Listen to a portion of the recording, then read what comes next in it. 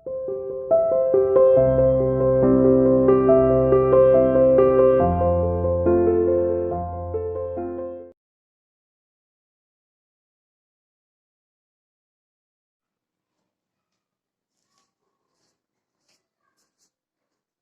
to CR International School online classes. Hello बच्चों, how are you?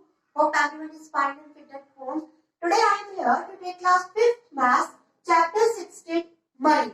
बेटा हमारा Chapter 16 Money है और एक्सरसाइज 67 इसकी चल रही थी, ठीक है? उसका क्वेश्चन नंबर 12 आज करने जा रहे हैं. इससे पिछली क्लास में हमने इसके सम्स किए थे, 10th और 11th क्वेश्चन किया था हमने. आज क्वेश्चन 12 स्टार्ट करने जा रहे हैं. देखिए स्टेटमेंट पढ़ते हैं इसकी. A shopkeeper purchased a bag for rupees 163.25. एक शॉपकीपर है, उसने एक बैग खरीदा. परचेज करना मतलब खरीदना, ठीक है? कितने में खरीदा है बेटा? 163.25. इतने रुपीस का उसने बैग लिया, ठीक है? And sold it for rupees 205.00. अब उसने एक बैग खरीदा तो इतने रुपीस का और उसको सोल्ड यानी बेचा कितने रुपीस में बेटा? 205.00. इतने रुपीस में उसने उस बैग को बेचा. सोल्ड मतलब होता है बेचना, ठीक है? परचेज मतलब खरीदना. तो इतने रुपीस का उसने बैग खरीदा है. 163.25 इतने में उसने बैग को बेचा. How much money did he earn? उसने कितने पैसे अर्न किए मतलब कमाए, ठीक है? देखो ये हो गया इसका कॉस्ट प्राइस. बेटा ये कॉस्ट प्राइस हो गया ना, खरीदना मतलब कॉस्ट करना, ठीक है? यानी इसका कॉस्ट प्राइस हमारा कितना दे रखा है? 163.25. और ये क्या हो गया इसका? Selling price. सेलिंग प्राइस मतलब बेचने वाला जो प्राइस है आपका, ठीक है? जितने में उसने उसको सेल किया है मतलब बेचा है.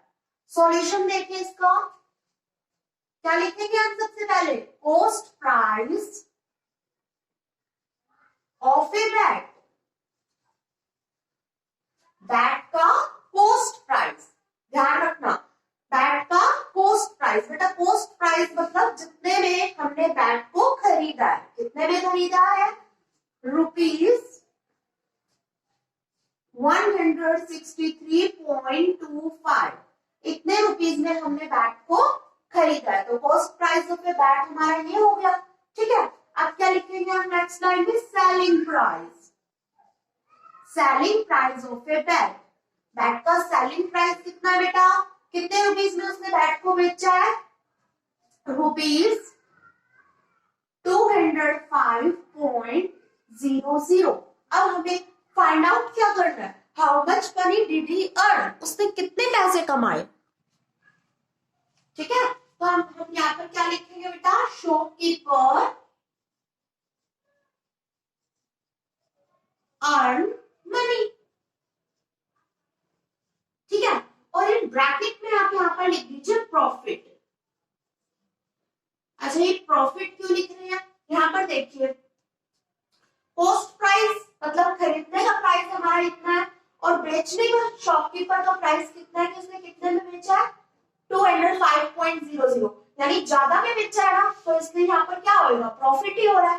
तो यहाँ पर हमने लिखा है शॉपकीपर अर्न मनी. शॉपकीपर ने कितने मनी अर्न किए और ब्रैकेट में हम ये भी लिख सकते हैं प्रॉफिट, ठीक है? अब हम क्या कर देंगे बेटा? क्या करवाएंगे बताइए? माइनस करवाएंगे, क्योंकि हमें ये फाइंड आउट करना है ना कि उसने कितने पैसे अर्न किए हैं. तो इतने में खरीदा और इतने में उसने बेचा, तो माइनस करवाने से ही पता लगेगा कि उसने कितने पैसे अर्न किए. और हाउ मच वर्ड आया तो बेटा ये कहता है हाउ मच रिप्रेजेंट करता है कि हमें माइनस करवानी है, ठीक है? तो हम माइनस करवा देंगे. बड़े में से छोटे को माइनस करवाएंगे. पहले हम लिखेंगे 205.00 लिख दिया, उसके बाद हम ये लिखेंगे और फिर माइनस कर देंगे, ठीक है? अब आप यहाँ पर पहले माइनस करवाइए और फिर आंसर लिख देना.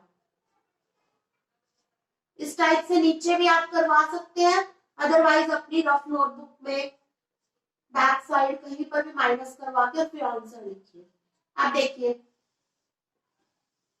0 में से 5 माइनस होता है? नहीं होता. तो क्या करेंगे? बोरो लेंगे. बोरो ले ली हमने, 10 हो गया, यहाँ से ले ली हमने, इधर एक कम हो गया 9, इधर भी एक कम हो जाएगा 4, ठीक है। 10 में से 5 गया 5, 9 में से 2 गया 7, बीच में डेसिमल पॉइंट आ गया, डेसिमल पॉइंट लगाएंगे, 4 में से 3 गया 1, ठीक है।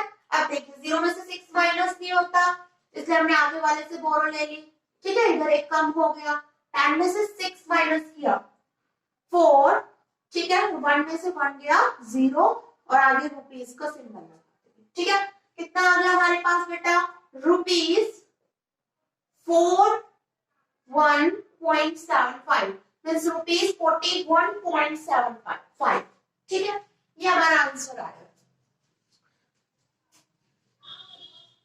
तो शॉपकीपर अर्न मनी, कितने शॉपकीपर ने अर्न करे मनी, रुपीस 41.75, ठीक है। पर दोबारा से देख लीजिए, स्टेटमेंट तो आपको समझ में आ गई होगी। Cost price of A bag, bag का कॉस्ट प्राइस हमारे पास ये है 163.25, वो लिख दिया। सेलिंग प्राइस कितना है बेटा, बैग को कितने में उसने बेचा है शॉपकीपर ने, 205.00, इतने रुपीस में उसने सेल किया है बैग को। अब हमें निकालना है शॉपकीपर ने कितने अर्न किए हैं मनी, ठीक है।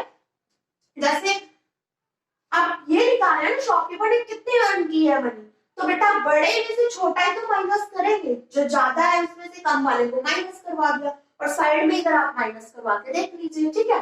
डेसिमल में सब्ट्रैक्शन सभी को आती है, और फिर माइनस करवाने के बाद आंसर कितना आया, 41.75, इतना मनी शॉपकीपर ने अर्न कर लिया, ठीक है। एक बंदे को उसने बैग खरीद बेचा है ना, तो इतना मनी उसने उससे अर्न किया, ठीक है। ये उसका प्रॉफिट है। अब नेक्स्ट क्वेश्चन देखिए,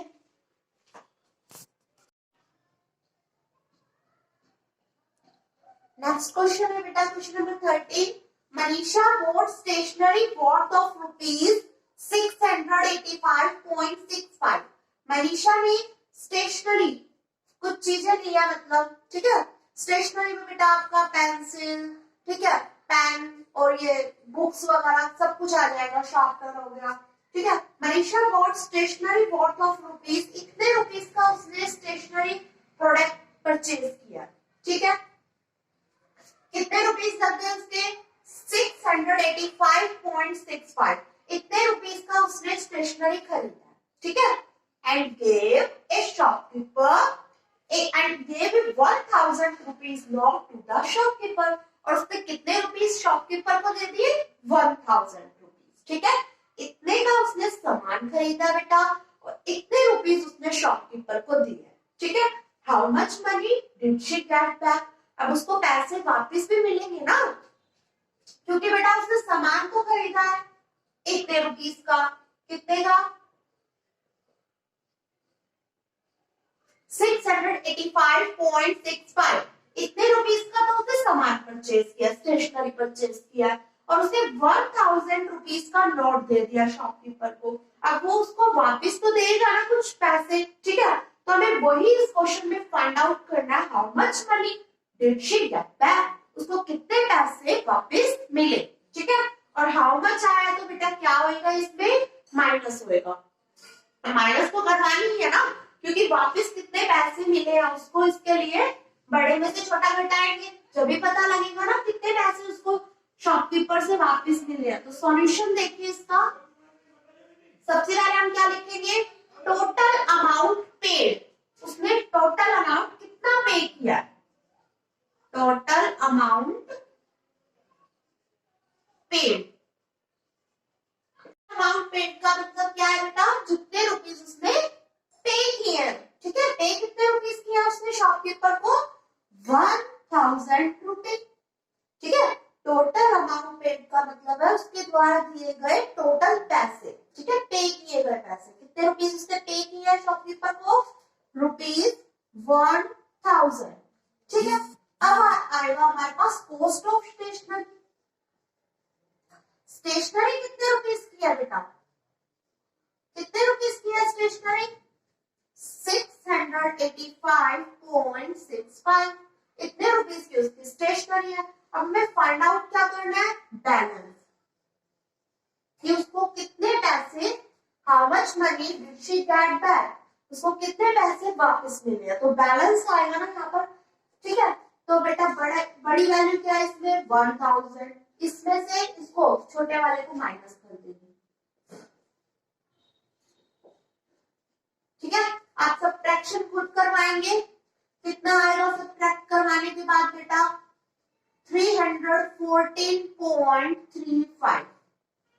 सब्ट्रैक्शन आपको बेटा खुद करवानी है क्योंकि आपको आता है सब्ट्रैक्ट करवाना डेसिमल के अंदर, ठीक है। आप इस टाइप से लिखोगे, मैं आपको बता देती हूँ 1000 रुपीज 1000, ठीक है। उसके नीचे लिखना है आपको रुपीज 685 पॉइंट, क्योंकि यहाँ पर कोई डेसिमल पॉइंट के बाद डिजिट नहीं है तो आप अपनी साइड से 2 जीरो लगाएंगे, क्योंकि यहाँ डेसिमल के बाद 2 डिजिट है, और फिर आप सब्ट्रैक्ट करेंगे, ठीक है। पहले मैंने 1000 लिखा है, उसके बाद कुछ नहीं था, डेसिमल खुद अपनी साइड से लगा के 2 जीरो लगाए, क्योंकि डेसिमल के बाद हम जितने भी जीरो अपनी साइड से लगा सकते हैं,